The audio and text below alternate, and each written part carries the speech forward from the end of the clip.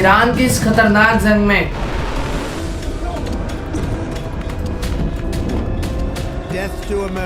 Iran का सबसे बड़ा वेपन पता है क्या है?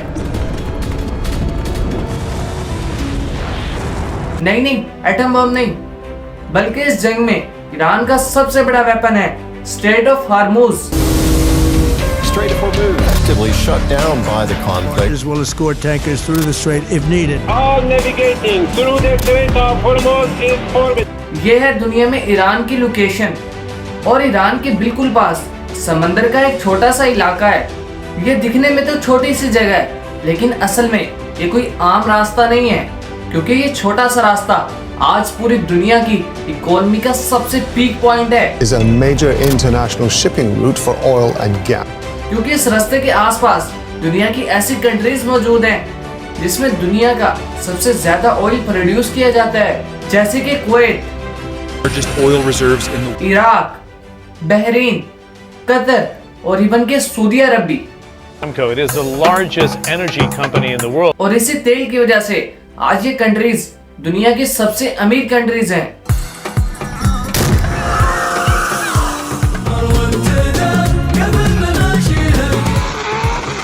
इन्हीं कंट्रीज में तेल प्रोड्यूस होने के बाद ये तेल इस छोटे से रास्ते से पूरी दुनिया में ट्रांसपोर्ट होता है, जिससे ये सारी कंट्रीज बहुत ज्यादा पैसा कमाती हैं और फिर इसी तेल से पूरी दुनिया की ट्रांसपोर्टेशन चलती है। हर रोज इस रास्ते से 2 करोड़ से ज्यादा ऑयल बैरल्स गुजरते हैं। मतलब हर साल इस छोटे से रास्ते से पूरी दुनिया में ट्रिलियंस ऑफ डॉलर का बिजनेस होता है और ये रास्ता पूरी दुनिया की इकोनॉमी के लिए सबसे ज्यादा इंपॉर्टेंट है। लेकिन एक मसला है, इन तमाम शिप्स को इस छोटे से रास्ते से होकर गुजरना होगा और ये छोटा सा रास्ता सिर्फ और सिर्फ 40 किलोमीटर फैला हुआ है और पिछले कई सालों से इस रास्ते पर सिर्फ एक ही आदमी का कंट्रोल होता है और वो है ईरान का सुप्रीम लीडर। यही वो रास्ता है जिससे आपकी गाड़ी और बाइक तक पेट्रोल पहुंचता है और इसी रास्ते की वजह से बसें, ट्रेन और इवन जहाज भी चलते हैं।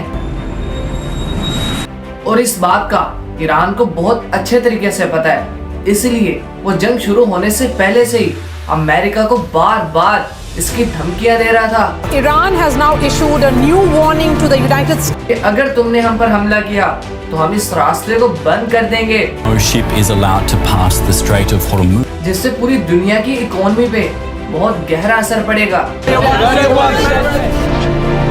बल्कि अमेरिका ईरान की धमकियों से रुका नहीं, बल्कि उसने इजराइल के साथ मिलकर ईरान पर हमला कर दिया। और जंग शुरू होते ही इजराइल के 200 फाइटर जेट्स तेजी से ईरान की तरफ रवाना हुए और ईरान के supreme leader ayatollah Ali Khamenei को शहीद कर दिया।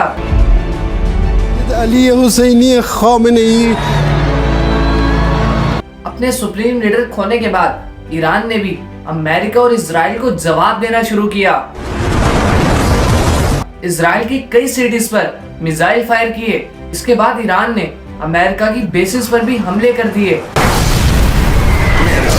और आखिर जब ईरान का सुप्रीम लीडर शहीद हो चुका था तो ईरान ने अपनी तारीख का सबसे बड़ा वेपन निकाला, जो उसने इससे पहले कभी भी यूज नहीं किया था। अचानक एक दिन स्ट्रेट ऑफ हार्मूज से जितनी भी बड़ी बड़ी कश्तियां गुजर रही थी, उनके रेडियोस बजना शुरू हो गए।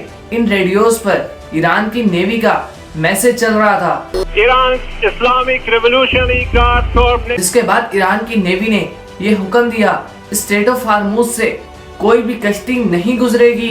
No ship in every type is not allowed to pass from the Strait of Hormuz. और अगर गलती से भी किसी ने भी इस रास्ते से गुजरने की कोशिश की तो ईरान की आर्मी उसे ईरान के इस ऐलान के बाद स्ट्रेट ऑफ हार्मूज से बड़ी बड़ी कश्तियां चली गई और ये सारी कश्तियां स्ट्रेट ऑफ हार्मूज से पीछे फंसी हुई हैं और इन कश्तियों में ऑयल के बिलियंस ऑफ बैरल्स पड़े हैं, जिसकी वजह से आज कई कंट्रीज के पास ऑयल और गैस खत्म होने वाले हैं और इसकी वजह से इकोनॉमी तेजी से गिर रही है और बड़ी बड़ी कंट्रीज को अच्छा खासा नुकसान हो रहा है। पाकिस्तान में भी इसके असरात देखे जा सकते हैं। हुकूमत ने पेट्रोल और डीजल की कीमत में इजाफा कर दिया और ऐसा ही कुछ अफ्रीका में भी हो रहा है। Petrol prices have been adjusted upwards in Nigeria at least 3 times. मतलब ईरान ने इस छोटे से रास्ते से पूरी दुनिया की इकोनॉमी को अपने कंट्रोल में किया हुआ है। ये भी कहा जाता है ईरान ने इस छोटे से रास्ते के नीचे बड़े बड़े बॉम्ब लगाए हुए हैं कि अगर कोई भी कश्ती ईरान की इजाजत के बगैर स्ट्रेट ऑफ हॉर्मुज से गुजरेगी तो ये माइंस उस कश्ती को तबाह कर देंगे। और जिन जिन कश्तियों ने इस रास्ते से गुजरने की कोशिश की है ईरान ने उन पर हमला भी किया है। इस रास्ते को बंद करने के बाद ईरान ने दुनिया को एक ऑफर दी कि अगर जो भी स्ट्रेट ऑफ हॉर्मुज से गुजरना चाहता है उसे एक छोटा सा काम करना होगा, उस कंट्री को अपने मुल्क से अमेरिका और इजराइल के एम्बेसडर्स को बाहर निकालना होगा। आज ईरान ने स्ट्रेट ऑफ हॉर्मुज को बंद करके पूरी दुनिया की इकोनॉमी को हिला कर रख दिया। लेकिन ज्यादा खुश होने की बजाय आज हमें दुनिया के हालात को जरा गौर से देखना होगा। स्ट्रेट ऑफ हॉर्मुज बंद होने की वजह से दुनिया की इकोनॉमी तो गिर रही है, लेकिन इससे आगे सिर्फ 2 आउटकम हो सकते हैं। पहला तो ये कि ईरान इसी तरह स्ट्रेट ऑफ हॉर्मुज को बंद रखे कि इससे बड़ी बड़ी कंट्रीज की इकोनॉमी इतनी डाउन हो जाए ये सब मिलकर अमेरिका के प्रेसिडेंट पर इतना दबाव डालें कि वो मजबूर होकर ये जंग खत्म कर दे। ईरान इस जंग से पहले ही अमेरिका को धमकी दे चुका था कि अगर अमेरिका ने हमारे ऊपर हमला किया तो हम ये स्ट्रेट ऑफ हॉर्मुज बंद कर देंगे। लेकिन ये बात जानते हुए अमेरिका ने ईरान पर हमला कर दिया। और कुछ लोग कहते हैं कि अमेरिका ये चाहता है कि ईरान ये स्ट्रेट ऑफ हॉर्मुज बंद करे। आहिस्ता आहिस्ता दुनिया की इकोनॉमी खराब होते देखकर दुनिया के लोग ईरान के खिलाफ हो सकते हैं। ऐसा भी हो सकता है कि डोनाल्ड ट्रंप पूरी ताकत के साथ ईरान पर हमला कर दे और दुनिया की इकोनॉमी को बचा ले, जिससे पूरी दुनिया डोनाल्ड ट्रंप को एक हीरो मानने लगेगी।